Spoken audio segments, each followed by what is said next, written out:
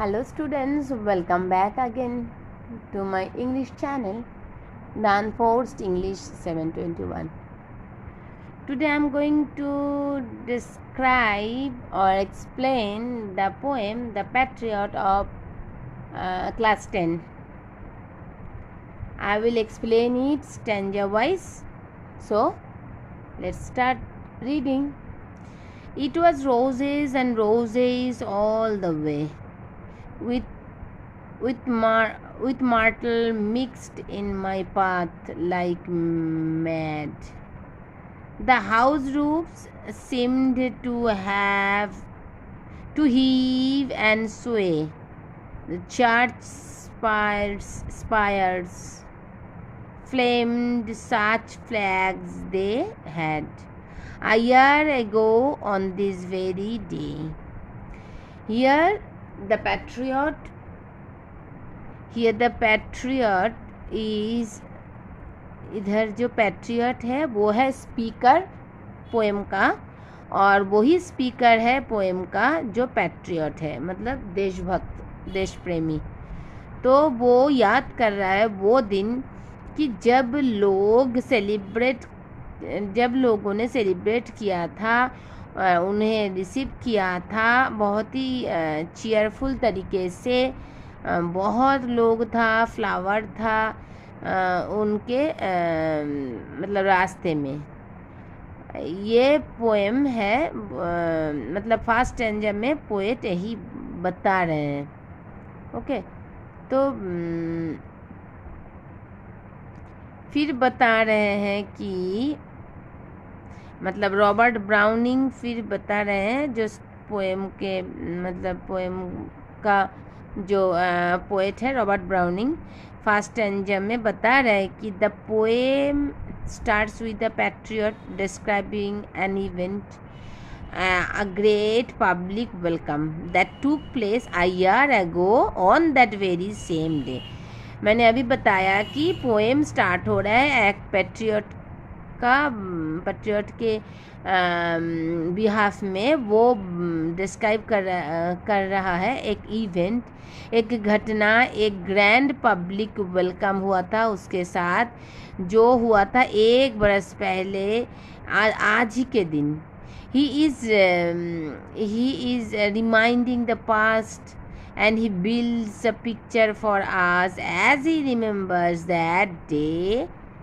His walking path was covered with lots of rose petals with myrtle mixed in them. The path was full with flowers for him.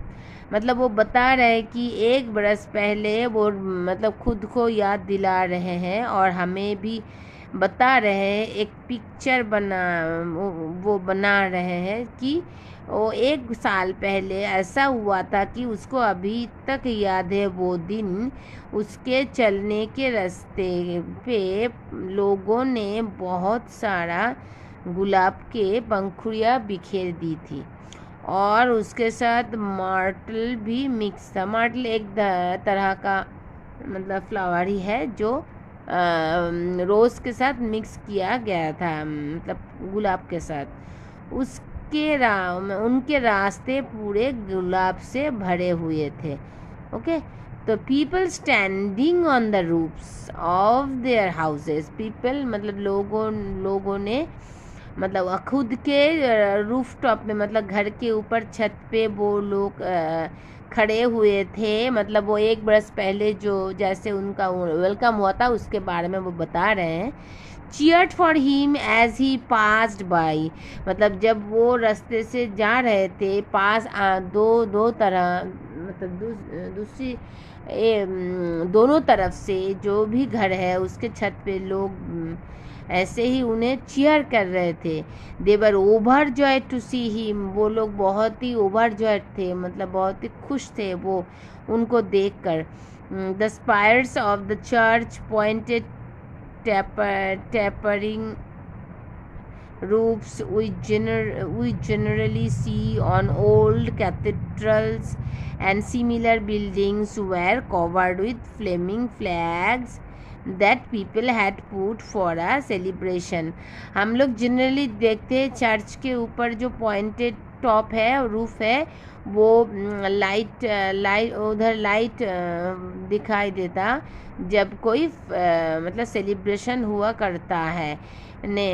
तो ऐसे ही people were over swimming, delighted to greet their hero and were enthusiastic to see him as he passed by. मतलब लोगों ने इतने मतलब लोगों के अंदर इतने मतलब एनर्जी भरे हुए थे उनको देखने के लिए, लोग मरे जा रहे थे। और चर्च का जो टॉप जो रूफ टॉप है जो जिधर जो मतलब कोई सेलिब्रेशन के टाइम में जब फ्लेमिंग फ्लैग दिखाई देता है वो भी दिखाई दे रहे हैं क्योंकि वो पैट्रियट इधर से जा रहे हैं इसलिए। और भी बता रहे हैं कि मतलब ये स्टैंजा देखकर हमें ये भी पता चल रहा है कि एक ग्रैंड सेलिब्रेशन हुआ था उनके साथ, जिसका रिजल्ट जिसका मतलब उसका मतलब कुछ तो कारण था उनके अचीवमेंट के लिए स्पीकर के लिए। मतलब जो बता रहे हैं ये पोएम एक मोनोलॉग है। मोनोलॉग मतलब जो स्पीकर वो ही बोल रहे हैं पूरे पोएम में।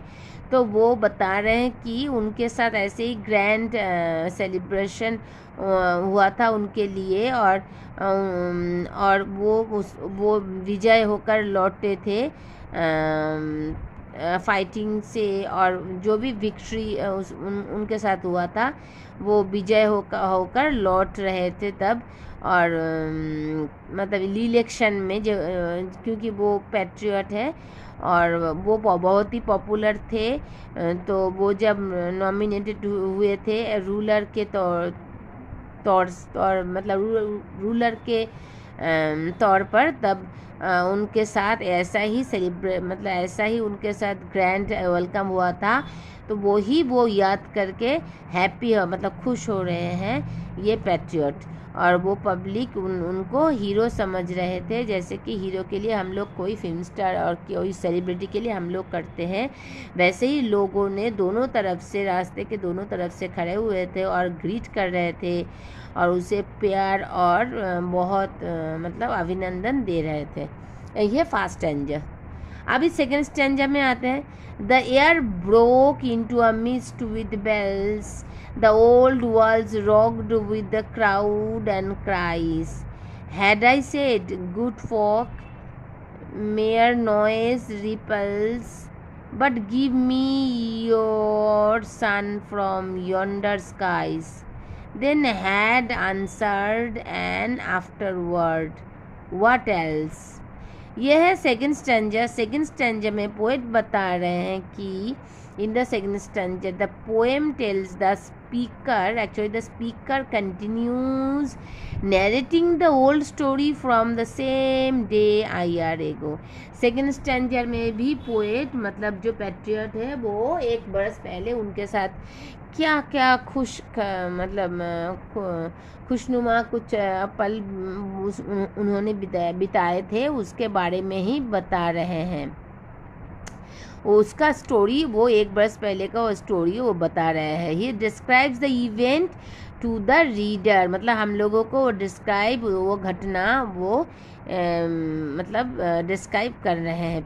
People were rejoicing by ringing bells, लोग मतलब खुशी मना रहे थे, खुशी जता रहे थे बेल को बजाकर।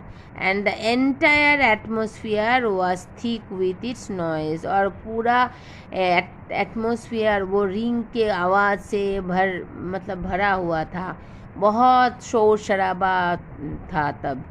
They were standing on some kind of old structure and cheered for the patriot with their cries rocking the wall. जैसे कि वो बता रहे हैं कि लोग दोनों तरफ से खड़े हुए थे रास्ते के पास और ऐसे लग रहे थे कि पैट्रियट के लिए चीयर कर रहे हैं। वो लोग ऐसे चिल्ला रहे हैं जैसे कि रॉकिंग द, जैसे कि वॉल मतलब गिर पड़ेगा टूट कर। ऐसे वो लोग चिल्ला रहे थे उधर से, मतलब साइड साइड रास्ते के साइड से। और now the patriot says had he asked the public for anything. मतलब पैट्रियट बोल रहा है कि क्या मैंने ये सब चाहा था, मैंने ये सब करने के लिए लोगों को बोला था। Even the dearest things on which their sustenance depends, they would have readily given it to him। मतलब पैट्रियट ये भी बता रहे हैं कि देशभक्त जो स्पीकर वो ये भी बता रहे हैं कि अगर तब मैं उनके पास कुछ भी उनका जो फेवरेट चीज़ है मैं मांग लेता तो वो लोग देने के लिए एकदम से तैयार हो जाते। ऐसे ही उन लोगों का पागलपन था मेरे लिए। Such great was his image, मतलब ऐसे ही मेरा इमेज था तब। They would then ask him what else he wanted. फिर वो देने के बाद उनका जो पीपल का जो लोगों का जो सबसे मतलब मनचाहा चीज़ अगर पैट्रियट मांग भी लेते, वो एक बरस पहले के बारे में बता रहे, वो तो दे ही देते, फिर भी वो लोग पूछते वो देने के बाद और क्या चाहिए आपको। Okay, we can see the मतलब हम लोग देख पा रहे हैं कि लोग कैसे लोगों का जो लोगों का जो दृश्य है, जैसे वो खड़े हुए स्पीकर को, मतलब हमारे जो पैट्रियट है उनको देखने के लिए, उसे देखकर लगता है कि वो एक सेलिब्रिटी की तरह उनको ट्रीट कर रहे हैं। The poet is trying to establish the kind of popularity the speaker had through this stanza। ये सेकेंड स्टैंजा में मतलब पैट्रियट हमें समझाने की कोशिश कर रहे हैं कि कितना बढ़िया वो कितना स्टैब्लिश थे, वो कितना पॉपुलर थे लोगों में, वही बताने के लिए वो पैट्रियट ऐसे एक के बाद एक मतलब घटनाएं डिस्क्राइब करते जा रहे हैं। अब स्टैंजा 3 में आते हैं। Alack, it was I who lived at the sun to give it my loving friends to keep. Not man could do have I left undone, and you see my harvest. What I reap this very day now a year is run। अभी first और second स्टैंजर का tone कुछ और ही था, अभी third स्टैंजर का tone पूरा बदल गया है। इधर पोएट बता रहे हैं कि थर्ड स्टैंजर में poem is the of this poem is the speakers discourse on what all he did for his country. वो बता रहे हैं कि उसने देश के लिए कितना कुछ किया है। It begins with the poet giving a subtle reference to the old Greek mythological tale and उधर मतलब इसके लिए वो बता रहे हैं कि उन्होंने क्या किया था। वो एक माइथोलॉजिकल एक ग्रीक माइथोलॉजिकल स्टोरी है उधर इकारस एंड डेंडोलर्स। इधर थोड़ा काटना पड़ेगा। So in the third stanza of the poem is the speaker's discourse on what all he did for his country। Third stanza में वो बता रहे हैं कि वो क्या क्या उन्होंने क्या क्या किया उनके देश के लिए। It begins with the poet giving a subtle reference to the old Greek mythological tale of Icarus and Daedalus. Icarus was the son of great inventor Daedalus, and the story revolves around the escape of these two men from a high tower where they were held prisoner by making wings out of bird feather and wax। मतलब कि third standard में वो एक तुलना कर रहे हैं, वो एक ग्रीक माइथोलॉजिकल एक स्टोरी बता रहे हैं। उधर एक इकरस और डेडलस दोनों के स्टोरी बता रहे हैं। वो इकरस था, सन था, वो ग्रेट इन्वेंटर डिडलस का।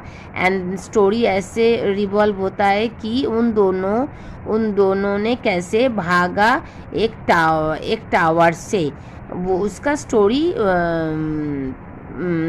ये पैट्रियट बता रहे हैं। तो वो इम्प्रिजन था एक टावर के अंदर, और कैसे उन्होंने अपने मतलब पंख लगाकर बर्ड के पंख लगाकर वैक्स से दोनों ने भागा उधर से।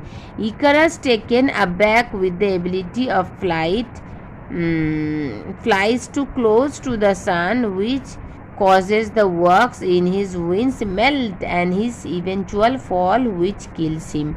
इधर जो इकरस था उसने क्या किया था, उसका तो मतलब जो पंख लगा हुआ था बर्ड का, वो वैक्स से लगा हुआ था। तो वो उड़ते उड़ते इतना पास चला गया सूरज के पास कि सूरज के हीट के कारण उसका वो जो वैक्स पिघल गया और वो विंग्स मतलब उसके बॉडी से निकल पड़े और वो गिरकर मर गया। ये स्टोरी पैट्रियट बता रहे हैं। Just like Icarus the speaker admit that he too was overly ambitious and lived at the sun. ठीक उसी तरह वो बता रहे हैं कि वो भी इकरस की तरह वो भी बहुत ही एम्बिशियस थे, और उसने मतलब सूरज के पास छलांग लगा दी जैसे कि इकरस ने किया। उड़ते उड़ते और भी उड़ना शुरू कर दिया और फिर वो सूरज के सामने चला गया था।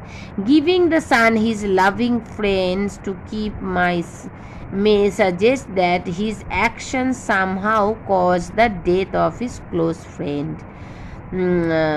मतलब वो बता रहे हैं कि ये सूरज के जो giving the sun his loving friends to keep may suggest, इधर जो लविंग फ्रेंड्स टू कीप ये जो लाइन है पोएम में, इधर इसके मतलब बता रहे हैं कि उनका काम कुछ ऐसा था जिसके कारण उनके मतलब क्लोज फ्रेंड का डेथ हो जाता है। Here again he can that the patriot is talking about some battle that claimed the lives of his dead ones. अभी पैट्रियट कोई युद्ध के बारे में ही बता रहे हैं जहाँ पर उसके दोस्त का मौत हो जाता है, किसी और का वो बहुत ही उसके पास के कोई किसी का डेथ हो जाता है, ऐसे पैट्रियट बता रहे हैं।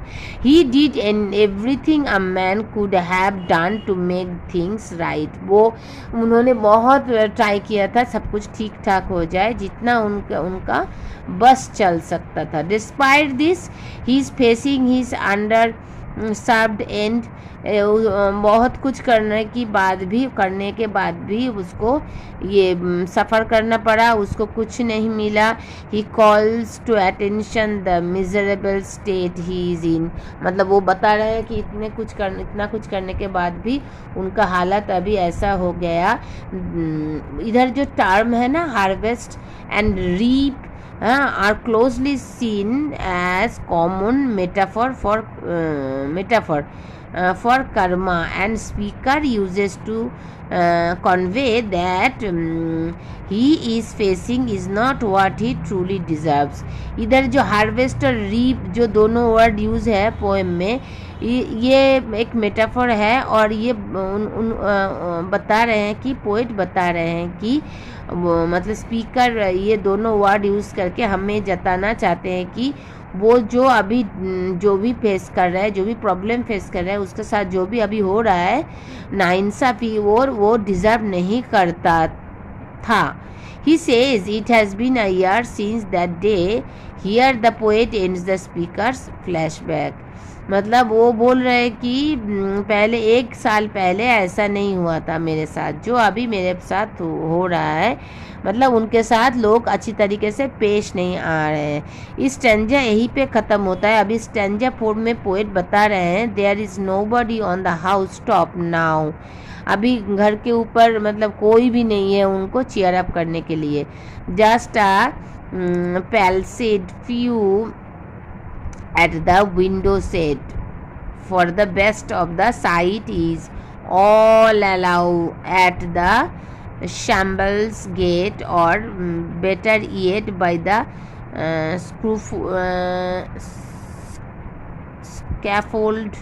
scaffolds very foot I trow।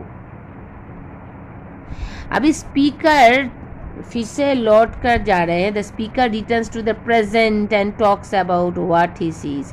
अभी स्पीकर फिर से वो प्रेजेंट में चले गए। अभी पुराने 1 बरस पहले का बात स्पीकर नहीं बोल रहे हैं, वो बता रहे हैं कि प्रेजेंट अभी का हालत क्या है। ही describes the present setting and in a way contrast it with the one of the same day a year ago.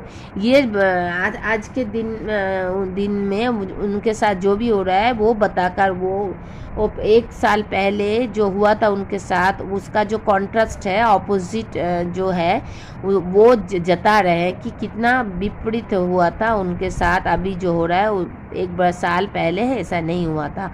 Now he has been convicted and is being led to the gallows to be put to death. अभी इतना हो गया, इतना कुछ हो गया, क्या हो गया इतना कि अभी वो पूरा दोषी है और उनको ले जा रहा है, ले जा रहे हैं सब कोई उसे मार देने के लिए। ऐसा हो रहा है अभी उनके साथ। As oppose to the setting in the first stanza, now the place is all empty.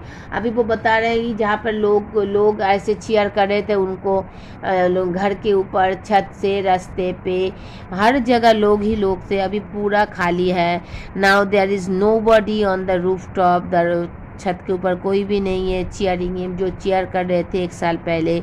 Only old man who are taken down by palsy and unable to cross the threshold of their house are watching the patriot as he marches towards his death। अभी कोई नहीं है, कुछ मतलब थोड़ा old जो people है, वो ओल्ड मैन है वो, और ऐसे कोई जो हैंडीकैप्ड कुछ लोग हैं वो जो क्रॉस नहीं कर सकते उनके थ्रेशोल्ड, उसके घर के जो गेट है, वो लोग सिर्फ दिख रहे हैं। पेट्रियट जा रहा है खुद के मतलब पैदल जा रहा है, वो खुद मरने के लिए उनको देख रहे हैं ये सब लोग सिर्फ। The reason why no one is there to see the speaker is because people have gathered at the shamble gate, the gate of the gallows, to see him die। ये लोग क्यों नहीं है इधर? कोई लोग नहीं है पास में। क्यों नहीं है? क्योंकि वो लोग सब मतलब गैदर्ड हुए हैं जहाँ पे पेट्रियट को अभी मार दिया जाएगा, उसको फांसी पे लटका दिया जाएगा। उधर सब लोग मतलब गैदर्ड हुए हैं। The people want to be where the action is. लोग उधर रहना चाहते थे जहाँ पर ये काम होगा, मतलब उनको मार दिया जाएगा। The speaker further makes the heart touching comment that the best sight is at the gate of the slaughter house और at the very foot of the scaffold. मतलब वो बता रहे हैं कि सबसे ज़्यादा जो दृश्य है वो होगा जब उनको मार दिया जाएगा, इसलिए लोग उधर ही जमा हुए हैं देखने के लिए। इधर कोई उनको देखने के लिए रास्ते में कोई भी नहीं है।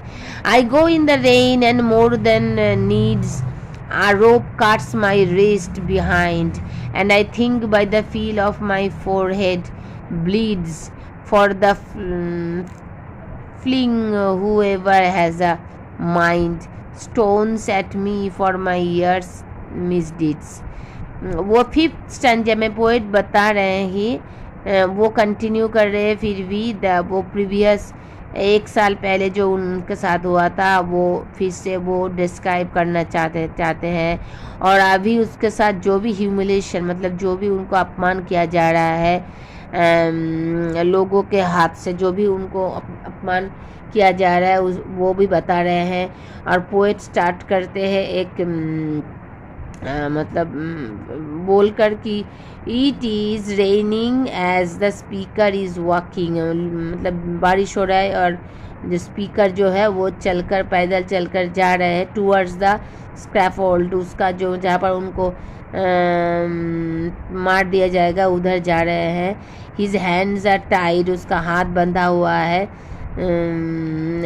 पीछे से बहुत ही टाइट करके रोप से, इतना so tight that it cut his wrist, मतलब उसका जो रिस्ट है वो कट जा रहा है, इतना टाइट करके उसका हाथ बंधा हुआ है। He has now arrive closer to the shambles gate, अभी वो शैम्बल गेट के सामने वो पहुंच गए हैं। Where all the people are gather, जहाँ पे लोग खड़े हुए हैं एक साथ। पैट्रियट उधर मतलब the patriot is his own mind knowing the steadfast certainly of death ahead him, मतलब उसे पता है अभी उसको मरना होगा, वो मरने के बहुत ही पास है।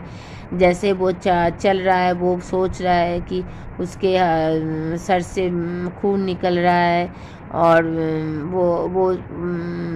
वो सोच रहे कि लोग स्टोन्स फेंक रहे थे तो उनके ऊपर, इसका कारण इसके कारण से उसका वही इंजरी हुआ है, इस कारण ही उसके सर से मतलब खून निकल रहा है।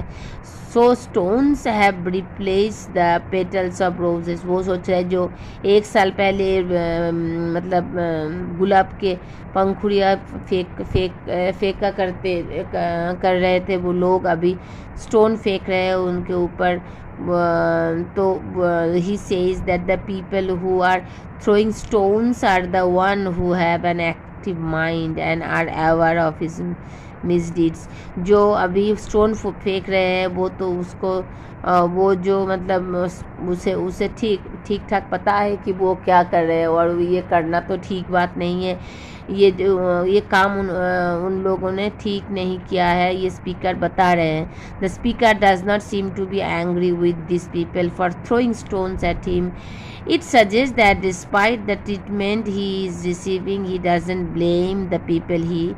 He knows that they have misunderstood him. मतलब इसके लिए स्पीकर का कोई दुख भी नहीं है, क्योंकि वो कोई थोड़ा भी गुस्सा नहीं है कोई लोग स्टोन फेंक रहे हैं, क्योंकि उसे वो बता रहे हैं कि ये सब मिसअंडरस्टैंडिंग के कारण ही हुआ है। अभी स्टैंजा 6 में बता रहे हैं, thus I entered and I thus I go, in triumphs people have dropped down dead, paid by the world that does thou owe me good might question now instead, 'tis God shall repay, I am safer so। अभी poet बता रहे हैं कि last stanza है ये, poet बोल रहे हैं कि पैट्रियट का डेथ अभी होगा। ये बहुत ही रिलीजियस आइडिया है कि वो बता रहे हैं कि आई entered and Das I go, his entry exit from the life, मतलब वो एंट्री हुआ था उसके जीवन में, अभी वो एग्जिट उसका जा रहा है, उसका पोजीशन ख़राब हो गया है, लोगों के मन में उनके लिए थोड़ा सा भी प्यार नहीं है। वो लोग उनको मतलब बहुत ही स्टोन फेंक कर उसको मतलब वो जो हेट करते हैं लोग वो जता रहे हैं। और पोएट ये भी बता रहे हैं कि he says that in his triumphs people have dropped down dead, this suggests that he looks at the मतलब वो बोल रहे हैं कि मतलब पैट्रियट बोल रहे हैं कि उसका जय हो गया, मतलब उनका वो जीत गए। He believes that he stood by the right things and दस consider himself victorious in defeat, वो बता रहे हैं कि वो उसने ठीक किया और इसलिए हार कर भी वो जीत गए हैं और लोगों ने उनको गलत समझा है। यही फाइनल जो 3 लाइन है स्टैंजर का, ये बता रहे हैं स्पीकर की मतलब इधर रॉबर्ट ब्राउनिंग एक रिलीजियस बिलीफ के बारे में बता रहे हैं कि पैट्रियट बिलीव करता है कि मतलब अच्छे मतलब God might say your sins were already washed away when you died. मतलब इधर एक रिलीजियस बिलीफ बता रहे हैं, पोएट बता रहे हैं कि तुम्हारा जो भी तुमने पाप किया है वो जब तुम मर जाओगे वो पूरा धुल जाएगा। The people short to it, they punished you, what now do you expect from me. मतलब वो लोग तुम्हें पनिश कर रहे हैं। नाउ अभी तुम पूरा करप्शन से फ्री हो, अभी तुम्हारे पास तुमने जो भी काम बुरा काम किया था उसके लिए तुम्हें मुक्त किया जाता है, क्योंकि तुम्हारा अभी पनिशमेंट तुम्हारा होगा और तुम इस वर्ल्ड से बहुत दूर चले जाओगे और जो भी तुमने ख़राब काम किया है उससे भी तुम ऊपर उठ जाओगे, क्योंकि तुम्हारा पनिशमेंट होने से ही तुम्हारा जो ख़राब काम था वो पूरा का पूरा मतलब चला गया। अभी तुम फ्रेश हो, सेफ हो, ऐसे ही पोएट बता रहे हैं। और यही कंक्लूसिव नोट है that we must remember that it is not possible to establish the innocence of the patriot in the poem. On one hand we see that the speaker himself admitting that he did some misdeeds, एक तरफ से बता रहे हैं कि उसने कुछ खराब काम किया है, while on the other hand we see him as a patriot who is mistaken। अब और दूसरी तरफ से वो ये भी बता रहे हैं कि कोई मिसअंडरस्टैंडिंग हुआ है, इसलिए लोग उनके साथ ऐसे बर्ताव कर रहे हैं। एटलीस्ट जो तो यही है स्टोरी पोएम का, जो मतलब पैट्रियट के डेथ से ही फिनिश हो जाता है। ओके स्टूडेंट्स, अगर ये कन्विंसिंग है, आपको अच्छा लगा इसका एक्सप्लेनेशन, तो ज़रूर आप वीडियो को लाइक कीजिए और सब्सक्राइब कीजिए अगर आप अभी तक हम सब्सक्राइब नहीं किए हैं तो यही है poem. Thank you for watching.